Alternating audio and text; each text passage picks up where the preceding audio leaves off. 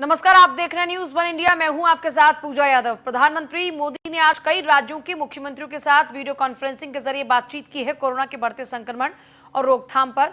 इस video conferencing में झारखंड के मुख्यमंत्री हेमंत सोरेन भी शामिल हुए। सीएम हेमंत सोरेन ने कोरोना काल में झारखंड की स्थिति प्रधानमंत्री मोदी को बताई है। दरअसल आज 11 राज्यों के मुख्यमंत्रियों से बातचीत प्रधानमंत्री मोदी की हुई और पीएम मोदी को झारखंड के मुख्यमंत्री हेमंत सोरेन ने जो स्थिति इस वक्त है उस स्थिति से अवगत भी कराया। जो स्थिति इस वक्त बनी है उस स्थिति से अवगत कराया। हेमंत सोरेन ने बताया कि झारखंड में क्या कुछ इस वक्त हालात हैं और उन हालातों से उबर पाने के लिए सरकार की ओर से क्या कुछ प्रयास अब तक किए गए हैं और किए जा रहे हैं। कोरोना काल में प्रधानमंत्री को दी गई जानकारी हेमंत सोरेन द्वारा क्या कुछ चल रहा है, इस कोरोना काल में सरकार ने क्या कुछ कदम उठाए हैं, किस तरह की स्थिति इस वक्त बनी हुई है। झारखंड के मुख्यमंत्री हेमंत सोरेन भी आज प्रधानमंत्री मोदी की इस वीडियो कॉन्फ्रेंसिंग के द्वारा बुलाई गई बैठक का हिस्सा बने।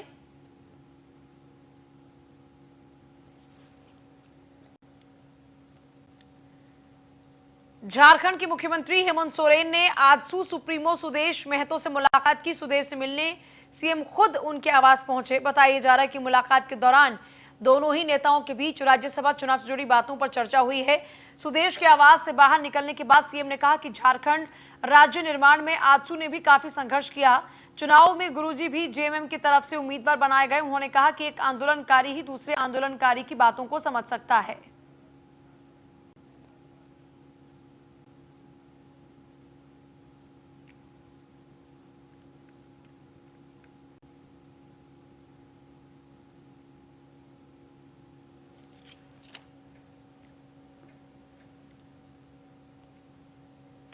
खबर रांची से है। राज्यसभा चुनावों की रणनीति पर बैठक हुई। मुख्यमंत्री हेमंत सोरेन ने बैठक बुलाई। शाम 6:30 बजे मुख्यमंत्री निवास पर यह बैठक संपन्न हुई। शाम के 6:30 बजे दरअसल ये बैठक संपन्न होनी है, माफ कीजिएगा। झारखंड मुक्ति मोर्चा, कांग्रेस, आरजेडी के विधायक सभी लोग इसमें शामिल होंगे। एनसीपी, माले और निर्दलीय विधायकों को भी निमंत्रण। झारखंड में राज्यसभा को फोकस किया जाएगा। राज्यसभा की 2 सीटों के लिए 3 प्रत्याशी मैदान में हैं। गठबंधन के लिए दूसरी सीट जीतने में मुख्यमंत्री हेमंत सोरेन ने पूरी ताकत झोंक दी है। राज्यसभा चुनावों की रणनीति पर 6:30 बजे बैठक होगी। बड़ी खबर है रांची से। मुख्यमंत्री हेमंत सोरेन ने 6:30 बजे शाम की बैठक बुलाई है। शाम 6:30 बजे मुख्यमंत्री निवास पर यह बैठक संपन्न होगी। झारखंड मुक्ति मोर्चा, कांग्रेस, आरजेडी के विधायक भी इस बैठक का हिस्सा होंगे। माले, एनसीपी और निर्दलीय विधायकों को भी इस बैठक का निमंत्रण है। झारखंड में राज्यसभा की 2 सीटों के लिए 3 प्रत्याशी मैदान में हैं। दूसरी सीट जीतने में मुख्यमंत्री हेमंत सोरेन ने पूरी ताकत झोंक दी है। ऐसे में गठबंधन की जो तमाम दल हैं उनके साथ चर्चा होगी। बैठक में बात इसी को लेकर कि दूसरी सीट भी कैसे उन्हीं के खाते में रहे। इन दिनों राज्यसभा चुनावों को लेकर खूब कशमकश की स्थिति बनी हुई है और हर राज्य में अपने स्तर पर लगातार ताकत झोंकी जा रही है। अगर बात झारखंड की करते हैं तो झारखंड में राज्यसभा की 2 सीटों के लिए 3 प्रत्याशी मैदान में हैं, जिसमें दूसरी सीट भी अपने पास में ही रखने की कोशिश के तहत लगातार झारखंड के मुख्यमंत्री हेमंत सोरेन बातचीत कर रहे हैं।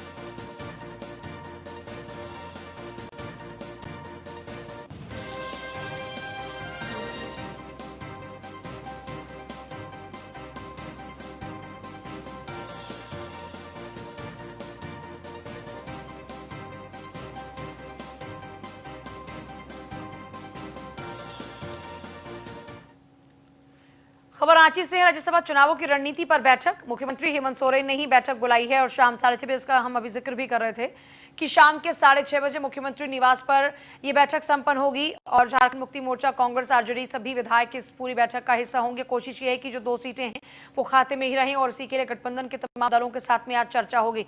और आगे बढ़ेंगे। प्रधानमंत्री नरेंद्र मोदी ने आज कई राज्यों के मुख्यमंत्रियों के साथ वीडियो कॉन्फ्रेंसिंग के जरिए कोरोना के बढ़ते संक्रमण और रोकथाम पर चर्चा की। इस वीडियो कॉन्फ्रेंसिंग में छत्तीसगढ़ के मुख्यमंत्री भूपेश बघेल भी शामिल हुए।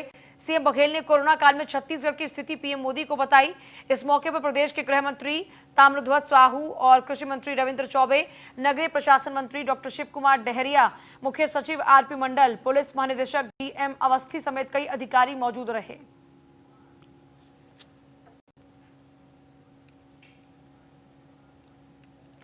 खबर धमतरी से, जहां माडल सिल्ली के जंगल में हाथी के बच्चे की मौत हो गई। दलदल में फंसने के कारण यह मौत हुई है। उरपुट्टी गांव में जंगल में यह हादसा हुआ। 21 हाथियों का दल भटककर गरियाबंद जिले से धमतरी पहुंचा। इसी दल के एक नन्हे हाथी की मौत हो गई। केरे गांव वन परिक्षेत्र का यह मामला। वन विभाग की टीम मौके पर पहुंची। डीएफओ अमिताभ वाजपेयी ने इस खबर की पुष्टि की है।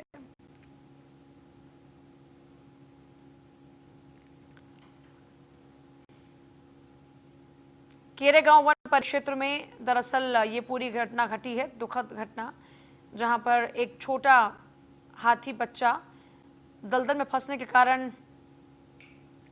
मौत के मुंह में समा गया। डीएफओ अमिताभ ने इस बात की पुष्टि कर दी है। धमतरी से खबर है, जहां पर माडल के जंगल में हाथी के बच्चे की मौत हो गई। दलदल में फंसने के कारण इस बच्चे की मौत हुई।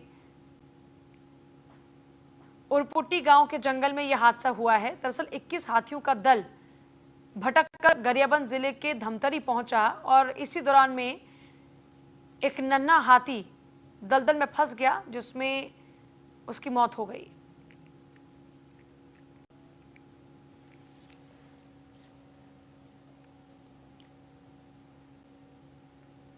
वैश्विक महामारी कोरोना रोज अपने पैर पसार रही है। छत्तीसगढ़ में रोज दर्जनों की संख्या में संक्रमित मरीजों की तादाद देखने और सुनने को मिल रही है। छत्तीसगढ़ में 1000 से ज्यादा मरीज हो चुके हैं, जिसे देखते हुए छत्तीसगढ़ सरकार अब संक्रमित मरीजों के अलावा कोरोना वॉरियर्स पर भी विशेष ध्यान दे रही है और लगातार उनके स्वास्थ्य परीक्षण के लिए स्वास्थ्य टीम भेजकर जांच करवा रही है। इसी कड़ी में दुर्ग के एसएसपी अजय यादव के निर्देश पर जिले के सभी पुलिस अधिकारी और कर्मचारियों का मेडिकल चेकअप करवाया जा रहा है। कोरोना वॉरियर्स पुलिस का स्वास्थ्य परीक्षण करवाया गया, जहां दर्जन भर से ज्यादा कोरोना संक्रमण टेस्ट सैंपल लिए गए।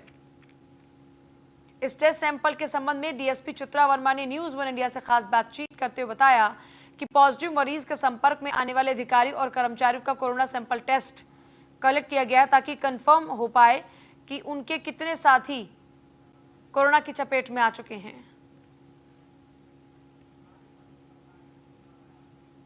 महोदय के निर्देशन में और माननीय सीएसपी महोदय भिलाई नगर के निर्देशन में हमको ये निर्देश दिया गया था कि जो पुलिस अधिकारी कर्मचारी निरंतर कोरोना पॉजिटिव लोगों के ट्रेसिंग में या फिर उनके कंटेनमेंट जोन घोषित करने के उपरांत जो प्रक्रियाएं होती है उसमें शामिल हुए हैं, उनका अनिवार्य रूप से टेस्ट करवाया जाए। इसी तारतम्य में हेल्थ डिपार्टमेंट दुर्ग के सहयोग से ये टेस्ट कराया जा रहा है।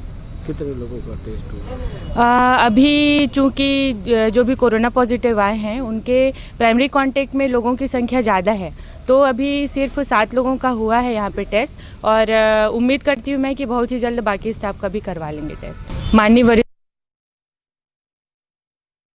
कोरोना काल में बिहार सरकार जनता के लिए, मजदूरों के लिए, प्रदेश के लिए क्या कर रही है? मजदूरों के लिए क्या कुछ कदम उठाए जा रहे हैं और आगे के लिए रणनीति क्या है? ऐसे ही कुछ खास मुद्दों पर बिहार के ग्रामीण विकास संसदीय मंत्री श्रवण कुमार से खास बातचीत की हमारे संवाददाता खुशी खत्री ने। आज हमारे साथ है बिहार के ग्रामीण एवं संसदीय कार्य मंत्री श्रवण कुमार जी। आइए उनसे बात करते हैं कि बिहार सरकार क्या कर रही है, यहाँ की जीविका दीदियों के लिए क्या क्या कर रही है बिहार सरकार। मंत्री जी, आपका बड़ा स्वागत है। देखिए, बिहार में स्वयं सहायता समूह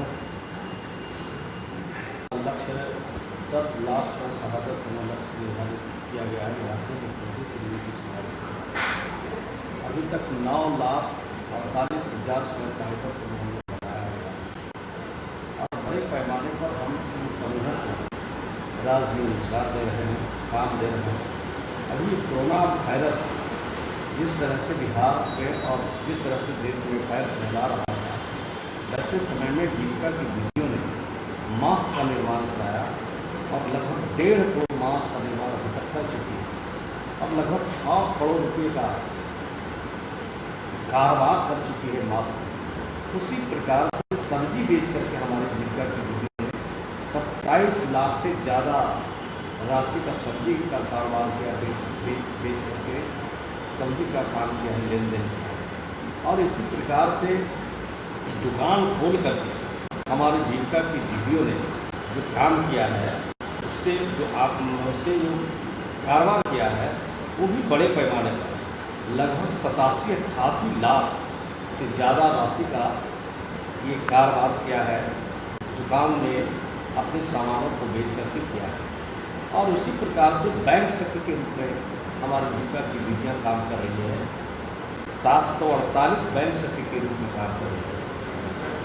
जीविका की जो दीदियाँ हैं वो बैंकों में काम कर रही हैं, जैसे कि आपने बताया, तो कई बार ऐसी परेशानी आती होगी क्योंकि उनका उसमें एक्सपीरियंस नहीं है, वो लोगों ने किया नहीं है, तो वो कैसे संभव होता है?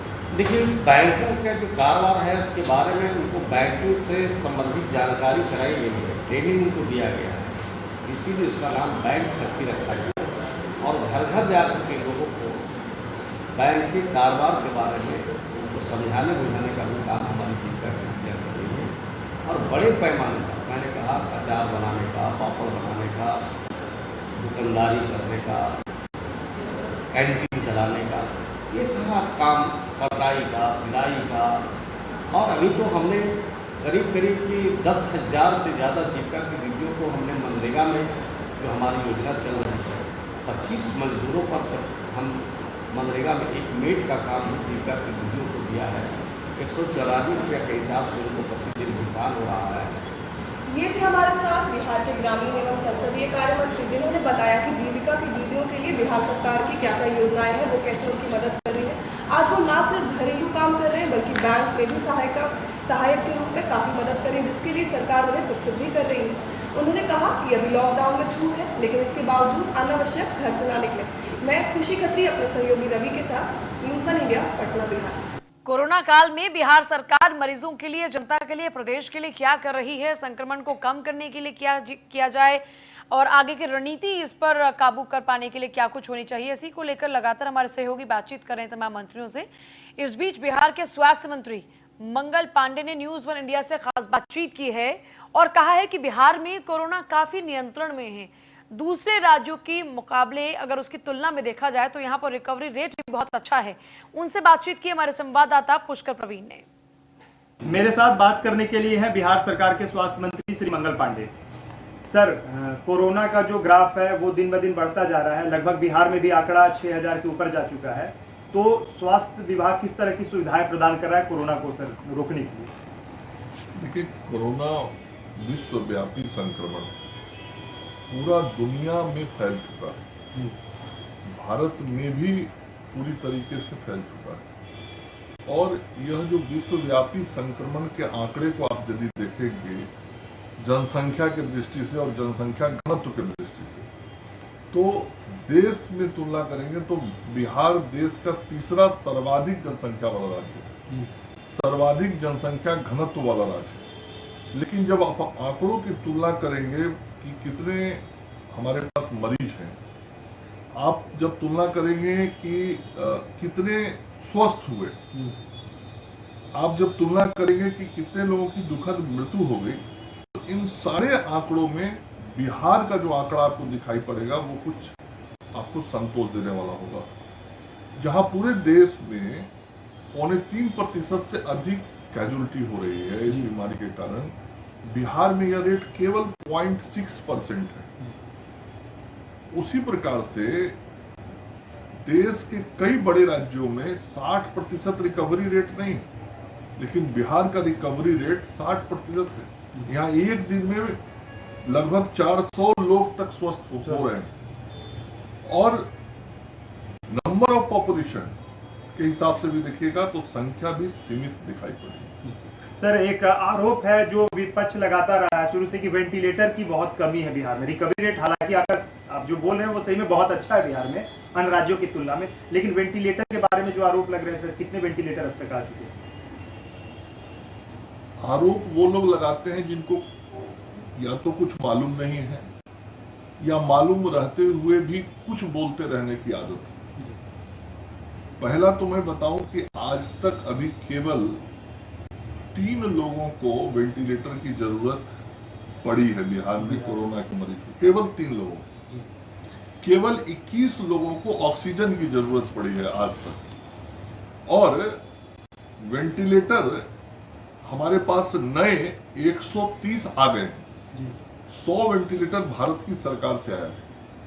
और 30 वेंटिलेटर राज्य की सरकार ने अपने माध्यम से क्रय और प्रोक्योर किया और अगले कुछ दिनों में और भी वेंटिलेटर आने वाले हैं। इसलिए बयान देने वाले वेंटिलेटर की चिंता ना करें, भारत सरकार और बिहार सरकार उसकी चिंता कर रहा है। प्रवासी मजदूर बहुत बड़ी संख्या में आ चुके हैं, स्वास्थ्य विभाग कुछ रोजगार देने के लिए लोग किस तरह से तत्पर है? प्रवासी मजदूर जो बाहर से बेरोजगार लोग आए।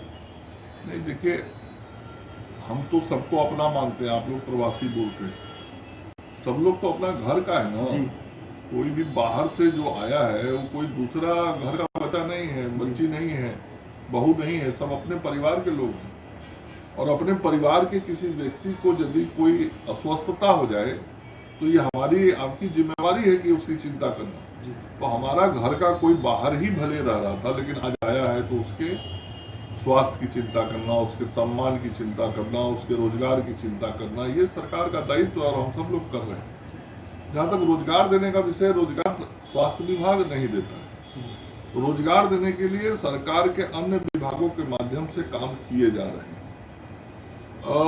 मुख्यमंत्री 7 निश्चय योजना के तहत कई काम हो रहे हैं। जल जीवन हरियाली के तहत कार्यक्रम चलाए जा रहे हैं, काम सृजित किए जा रहे हैं।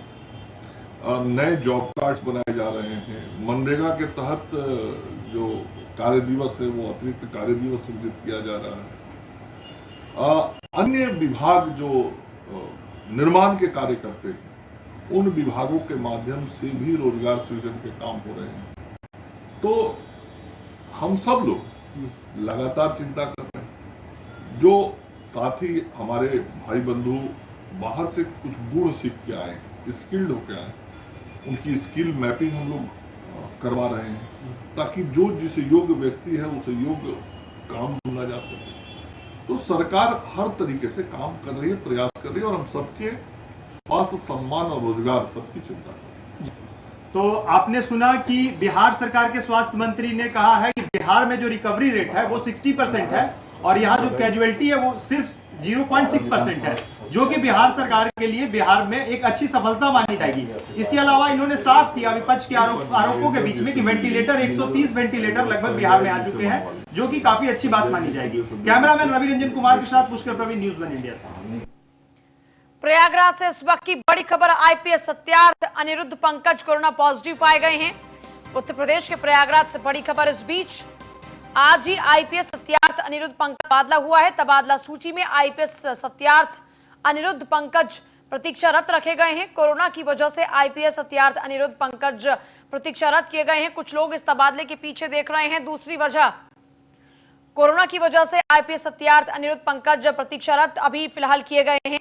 कुछ लोग इस तबादले के पीछे कुछ और वजह तलाश रहे हैं, कुछ और वजह देख रहे हैं।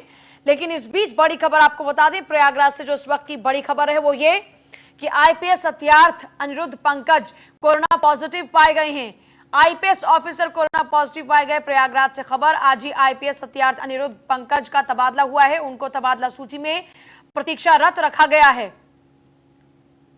कोरोना की वजह से पंकज प्रतीक्षारत किए गए हैं, लेकिन कुछ लोग इसमें कुछ और वजह तलाश रहे हैं। सुपौल के छातापुर प्रखंड के लालगंज पंचायत में मुख्यमंत्री ग्रामीण टोला संपर्क योजना के तहत सड़क निर्माण कार्य में व्यापक अनियमितताएं बरतने का मामला, जिसके बाद ग्रामीणों ने आक्रोशित होकर काम बंद करवा दिया।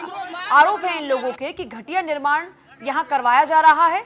इसके साथ ही साथ सामग्री का प्रयोग प्राक्कलन को ताक पर रख कर कराया जा रहा है और योजना स्थल पर योजना बोर्ड भी नहीं लगाया गया, जिसके बाद सड़क निर्माण में गुणवत्ता पर ही सवाल निशान लग गए। कार्य करवा रहे मुंशी का कहना है कि काम सही से हो रहा है। ग्रामीणों के आरोप बेबुनियाद हैं। कुल मिलाकर ग्रामीणों ने यहां इन्हीं तमाम अनियमितताओं के आधार पर फिलहाल काम को बंद करा दिया है।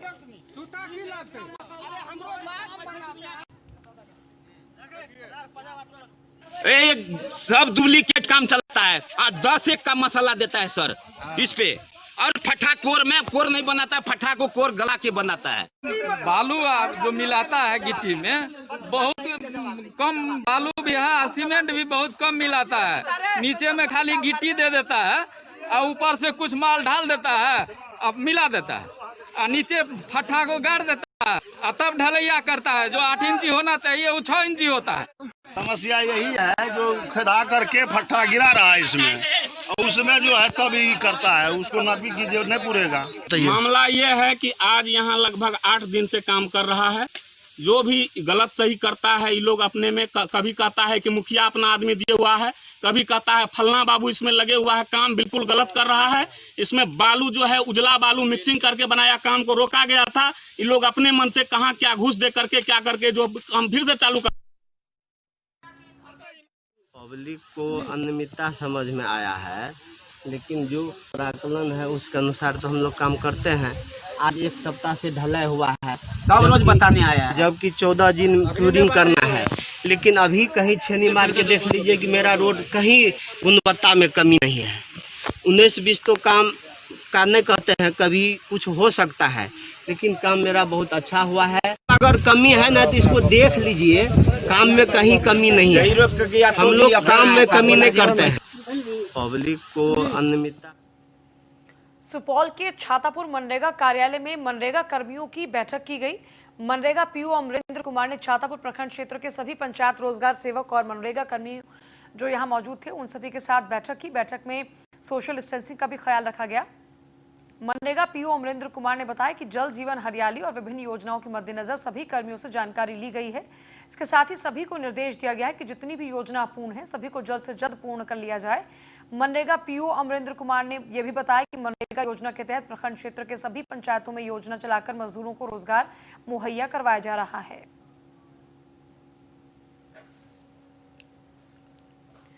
और वहीं पूर्णिया में अपराधियों के हौसले बुलंद हैं। एक बाइक पर सवार 3 अपराधी दिन दहाड़े रिलायंस पेट्रोल पंप कर्मी से पिस्टल की नोक पर 4,36,000 रुपए की लूट की वारदात को अंजाम देते हैं।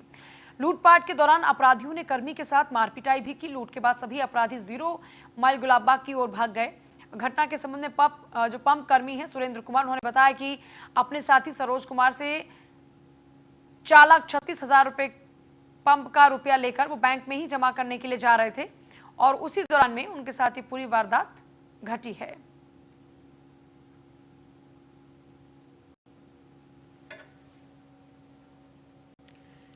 बिहार के लखीसराय के तेतरहट में बने पारा मेडिकल कॉलेज को कोरोना पॉजिटिव लोगों के लिए आइसोलेशन सेंटर बनाया गया है। यहां लगभग 37 पॉजिटिव मरीजों को पुलिस और डॉक्टर्स की देखरेख में रखा गया है। सुरक्षा के दृष्टिकोण से 24 घंटे मेडिकल टीम की ड्यूटी यहां पर लगाई गई है। इसके बावजूद कोरोना पॉजिटिव लोगों ने आइसोलेशन सेंटर में जमकर उत्पात मचाया। सोने के लिए दिए गए बेड्स को आग के हवाले कर दिया। सेंटर में रखी कुर्सियां तोड़ डाली, खिड़की में लगे शीशे तोड़ डाले। हद तो तब हो गई जब दरवाजा तक उखाड़ दिया और छत से ही नीचे फेंक दिया।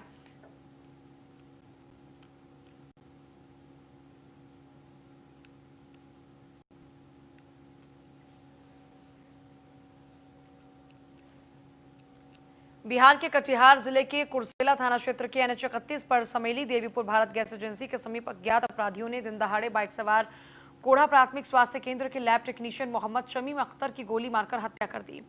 मोहम्मद शमीम अख्तर उजानी गांव के नवगछिया जिला भागलपुर के रहने वाले थे, जहां सुबह अपने घर से मोटरसाइकिल लेकर कोढ़ा प्राथमिक स्वास्थ्य केंद्र ड्यूटी पर जा रहे थे। इसी बीच समेली देवीपुर के भारत गैस एजेंसी के समीप अज्ञात अपराधियों ने गोली मारकर हत्या कर दी।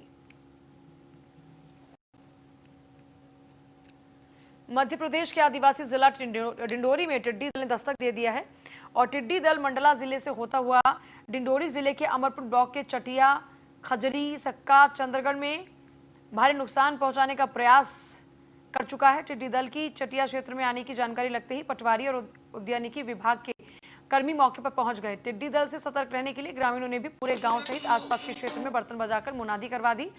इस क्षेत्र से लगे जंगल और मक्के की खेती पर टिड्डी दल बैठने की तैयारी में लगा रहा, लेकिन ग्रामीण सुबह से ही जानकारी मिलने पर टिड्डी दल को भगाने के लिए जोरदार आवाज करते हुए बर्तन और बाजे बजाते हुए नजर आए।